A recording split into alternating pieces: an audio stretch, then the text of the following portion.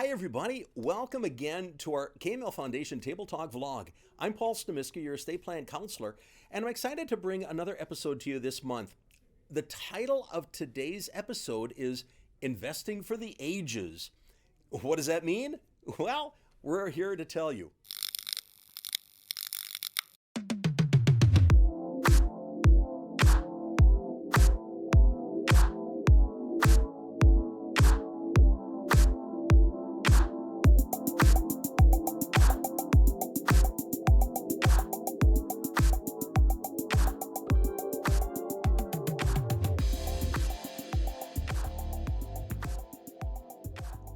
My guest today is a return guest, Justin Krieger, certified financial planner and head of financial planning at Client First Tax and Wealth Advisors. Justin, thanks for coming in today. Thanks for having me back. It just seems like a day or two ago, it was March and there was snow on the ground, and now it's September. All the kids are back in school. Yeah, and we can get ready for more snow coming up. Yeah. I said today, the theme is investing for the ages. A little clarification, what we mean by that is how you invest at various stages or ages in your life. So Justin, I have to start with the first question. When should you start investing? Well, really, I would say as soon as possible, especially before investing. Hopefully your parents, maybe teachers and other mentors are working on just, budgeting. How much do you give to church? Responsible spending, and then starting to think about longer term, especially once you start to work, maybe late grade school, high school, and especially some earned income gives you the opportunity for some different investment vehicles too.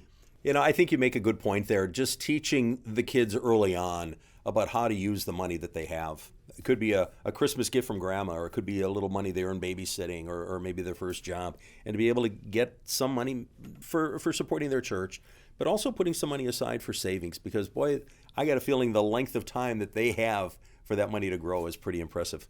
So, Justin, I assume we're talking about teenagers. How aggressive should teenagers be when they're investing? Yeah, so in short, very aggressive. They have a long time horizon on the investments we're talking about. I'm assuming. So as we walk through this for teenagers and the different stages of life, we'll talk about time horizon of money, and then tax. What type of account, so what tax ramifications there are for investing. So if we're talking about something shorter term, it would be more conservative. But if we're talking about starting to put money into like retirement funds, like Roth IRAs, things like that. So then they want to be aggressive and think long term. I have to tell you just a personal story.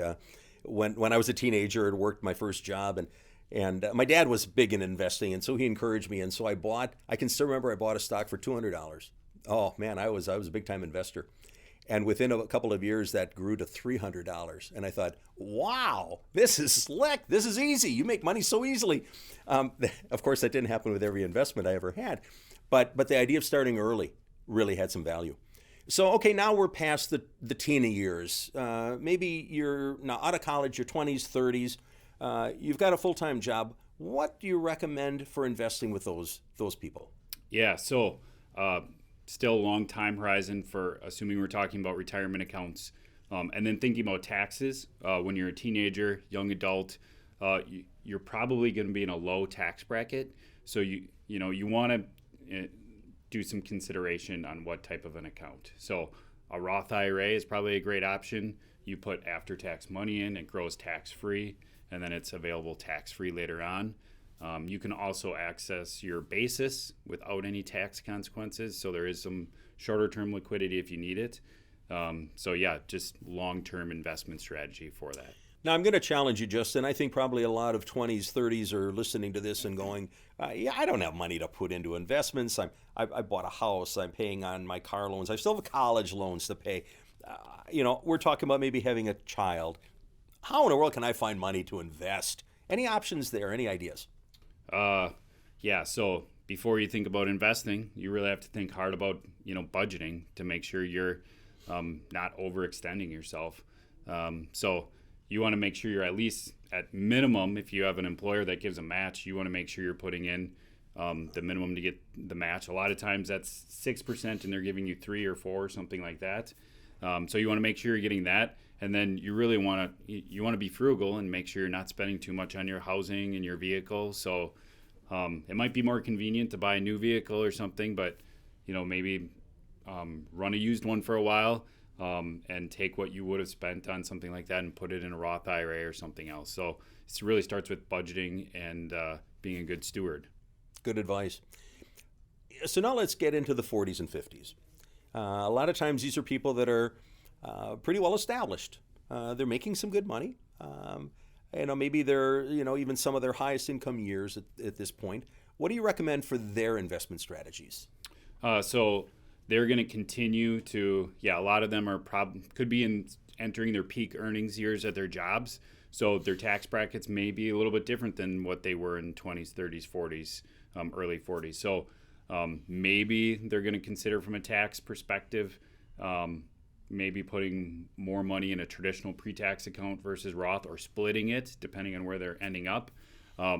They still have a relatively long tenure, longer time horizon in most cases from when they're going to start taking money out. And then they should also start talking about investments if they have children that are getting into those teenage years. So starting to pass that knowledge on, give a good start for their children. That's really good. I hadn't thought about that. I suppose I wouldn't have started investing if my dad hadn't encouraged me. And that's probably the stage now, the 40s and 50s. You've got kids, maybe teenagers. Encourage them to do the same thing. Good advice. So now we're talking, maybe you get into the 60s. You're not retired yet, but you're getting close. What do you recommend for these people? So here it is time to really take a hard look and put together a long-term retirement projection. So you've probably saved up significantly in retirement accounts.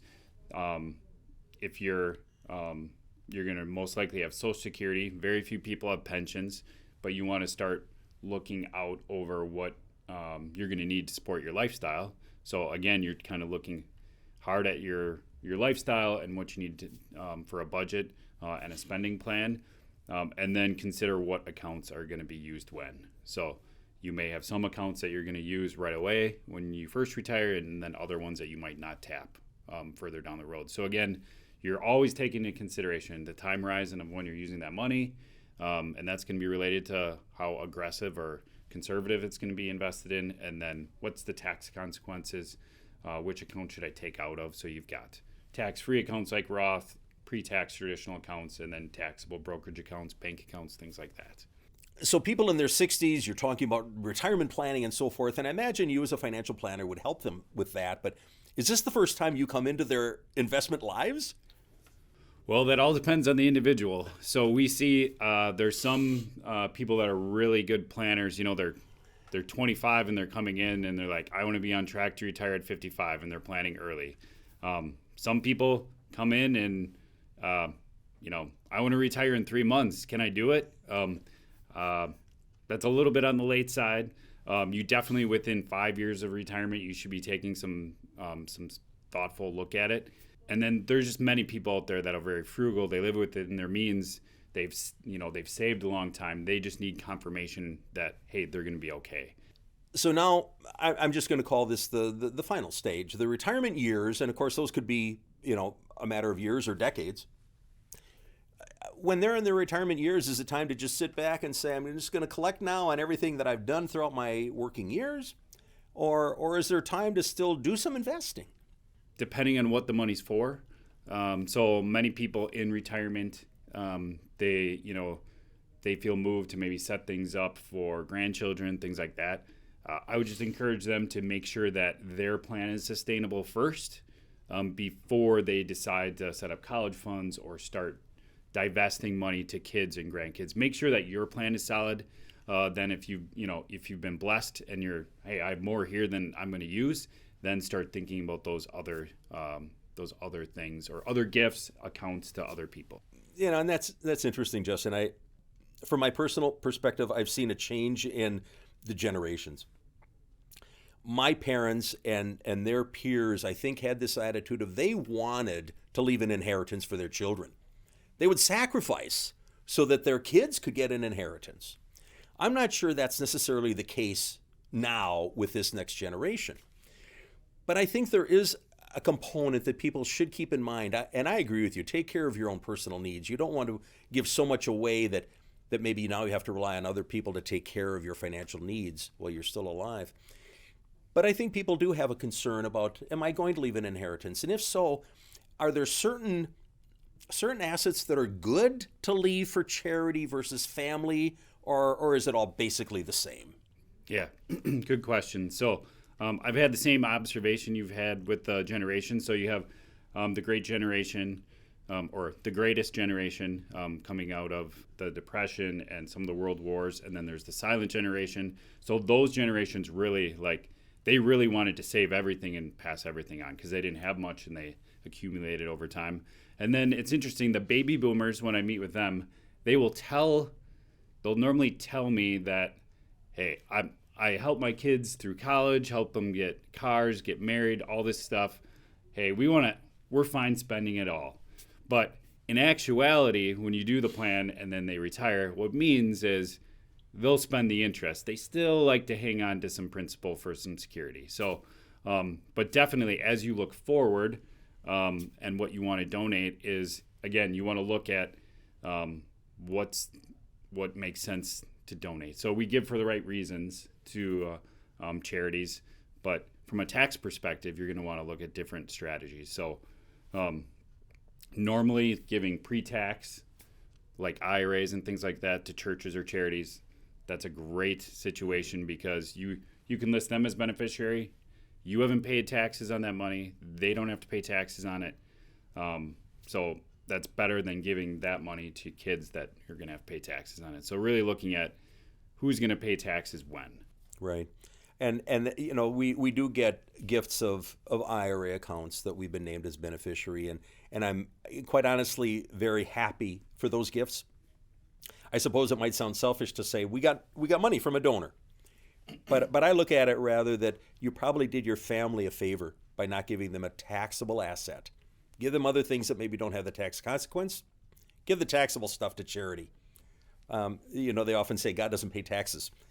So a great way to consider that when you're talking about the investments, what are those investments and how are you going to best use them? Yep. Great advice.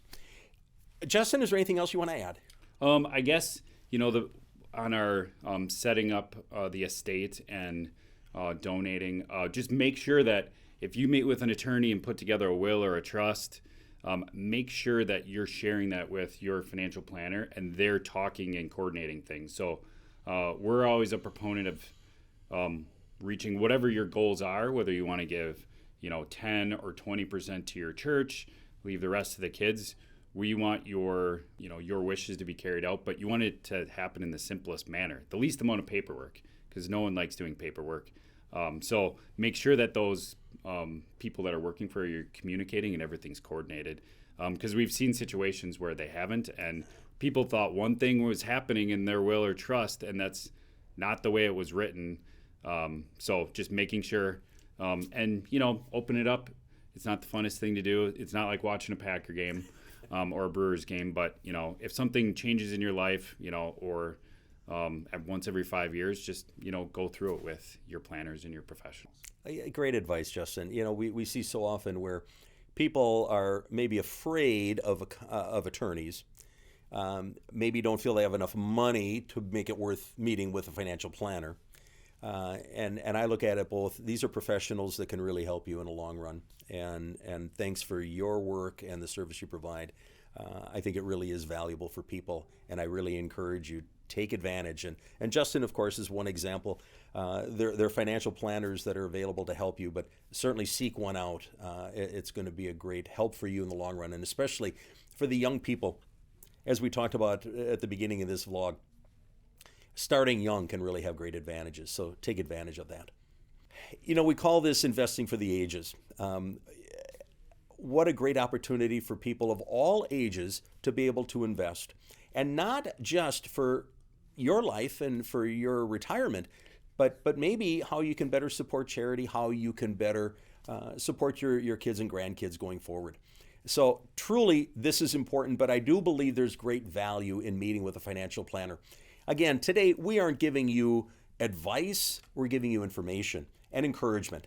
So make sure you look for a professional who can help you. Make sure that this is done right. A professional who can help you personally with your own needs, your own goals, because it is your life and it's your plan and it is your legacy. Thanks again for tuning in. We'll see you next month.